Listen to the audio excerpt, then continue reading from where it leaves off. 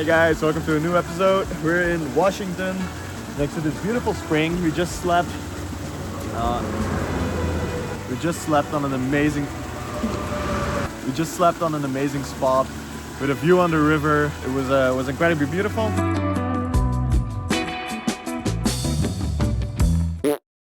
Now we're making our way towards the town of North Bend, where Twin Peaks was filmed. We just finished rewatching Twin Peaks. We watched the last episode here in Washington, which was incredibly cool. So yeah, definitely excited for this stay.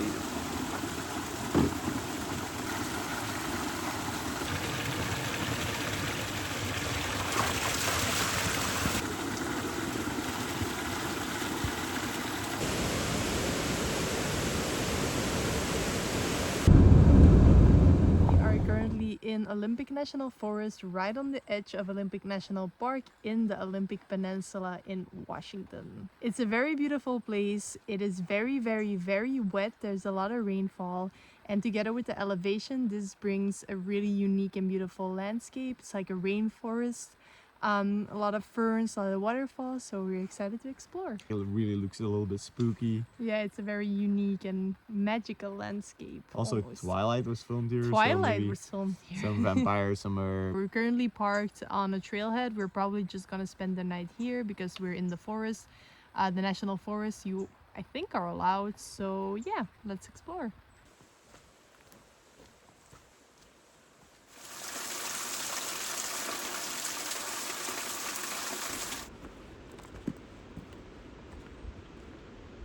Yeah, the trail is quite treacherous and it's already getting a little bit dark, but we're gonna press on for a little bit further and explore a little bit more.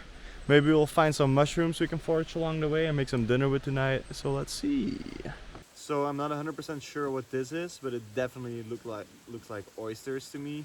Oyster mushrooms. If anybody of you has a clue, because I don't have any internet to properly do research, so I'm not gonna pick any. I'm not gonna eat any of this, but it definitely looks like oysters to me. It's just quite white, and I'm not used to that, so that's why I'm not certain.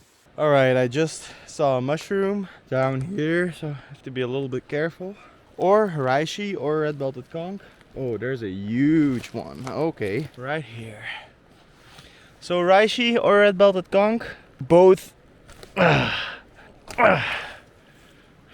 think red-belted conch smells a little bit different than this one does. To know the difference, I have to get a spore print, which I will do later on. But both of them are very medicinal, so perfect for cutting into thin strips and drying, making a powder in our blender. I left a small one on there to keep on growing. So yeah, always harvest with care when you take something out of nature. Okay, Kara found another beauty. Boom. It really looks like chanterelles. So it's orange. It has false gills. It doesn't really smell like apricot or fruity, which is a common thing for chanterelles. So before we eat anything, obviously we're gonna make sure that we are sure, but it definitely looks like it. We spent a lot of time in Hungary foraging these mushrooms with local people, and it definitely looks like it. There is a false chanterelle. And there is also jack-o'-lanterns, which are really, really poisonous, but these ones are not that, because jack-o'-lanterns, they grow in clusters, so they're like all very densely packed on each other, and they have real gills, true gills. But like we say, always do your own research. We always triple check, and we only eat something when we're 100% sure. All right, we're making our way back because a little bit earlier we were ducking beneath a tree stump, and the bear spray here in my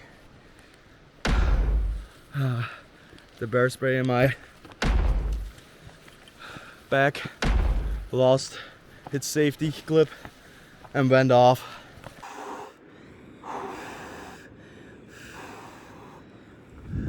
This is the result of spraying bear spray in your own neck. Okay, let's go. And spray it around me. I'm lucky I didn't get it in my eyes, because I would not be able to get back right now, I think. But it did get me in the face a little bit, and it's burning my hair. I tucked it in my sweater for a second, and now my whole neck is burning like crazy. Burning is getting worse and worse and worse. So yesterday when I was rinsing off my the bear spray of my hair and stuff like that on the one little waterfall, all stuff came in my shoes. So these are my hiking boots now.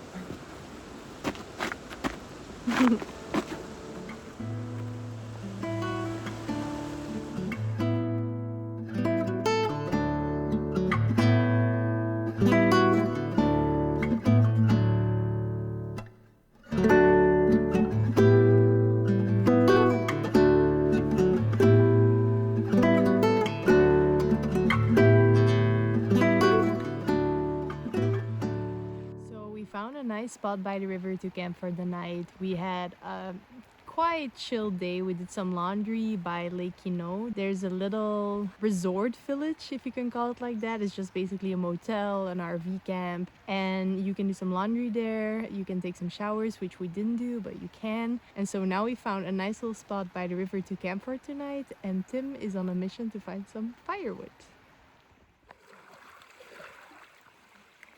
How's the water? Cold. Cold and ice. All right. So let's cross again.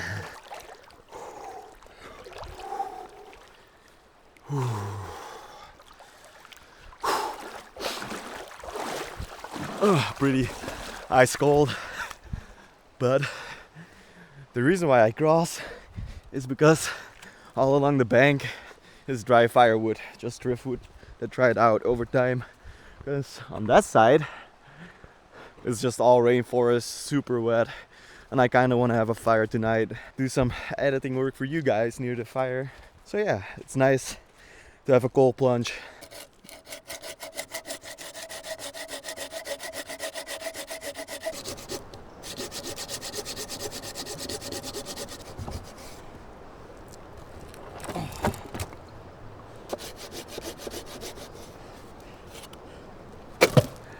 It's getting dark.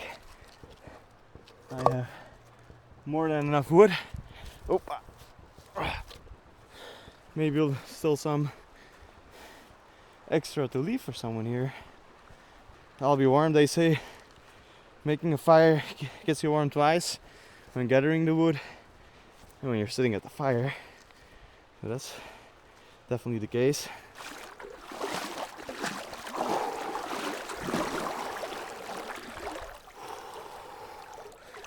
It's like you also really get used to it. My legs, I don't really feel the cold in my legs anymore right now.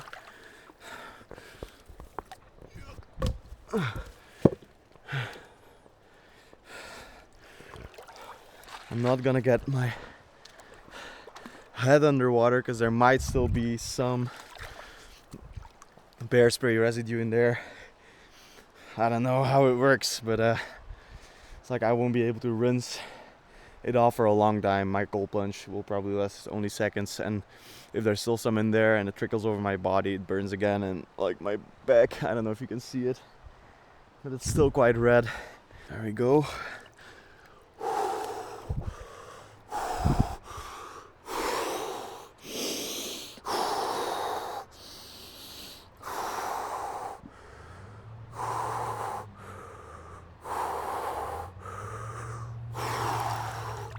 As long as I can breathe, I'm fine, but also whenever my nose is underwater, my body freaks out and I get like a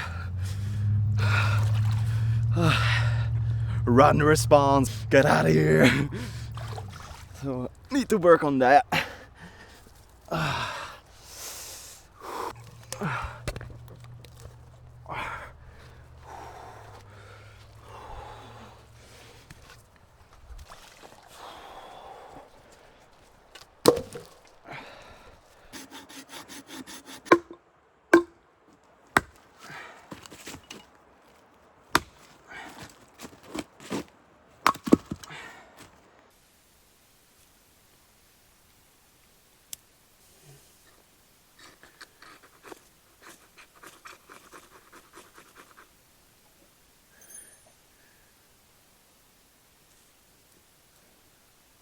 That went easier than expected, but fatwood is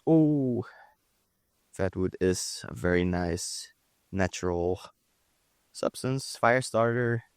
You saw how easy that went with the fire rod. While in this wet climate, sometimes it's way harder. Just having like a piece of that fat wood at hand can be just such a lifesaver. You never know when something happens on a trail or in the woods, like with the bear spray or something. I'm so lucky I didn't get it in my eyes. But if I would, like, I was only an hour away from the car, so Caro could have guided me back.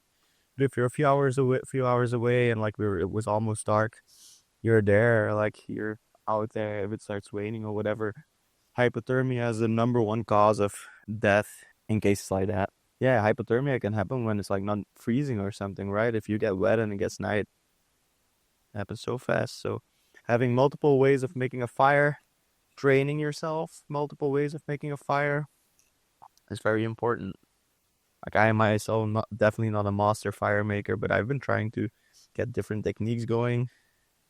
And I think it's just definitely a worthwhile skill to have if you like being outdoors.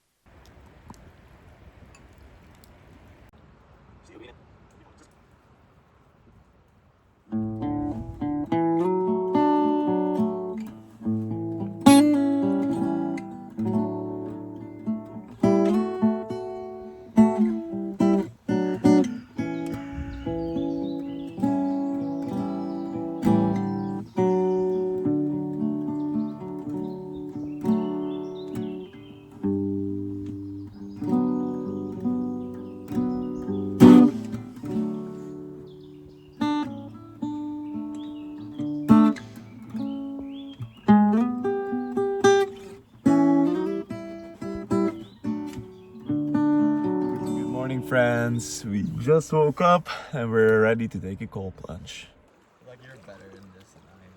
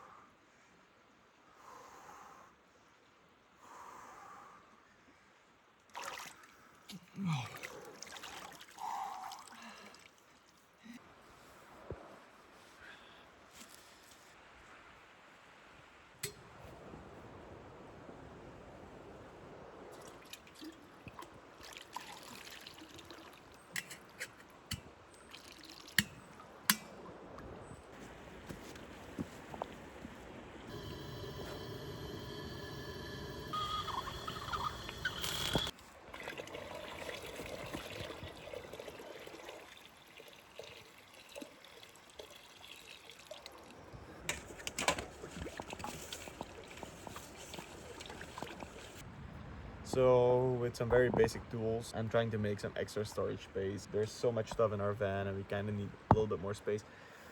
I know my buddy did such a great job at making everything so beautiful, but I have to make do with what I have. I gathered this from some heat treated pallets. So now I'm gonna just make some very simple storage shelves.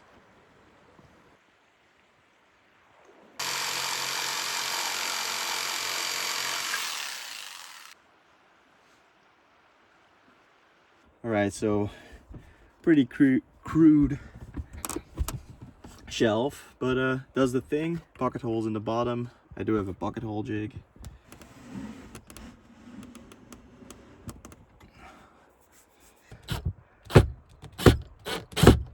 Yeah, a fun little thing is we were taking apart this basket yesterday because it had to fit under this, and so we had to take these things off, but these were actually perfect door handles, even more beautiful than the spoons.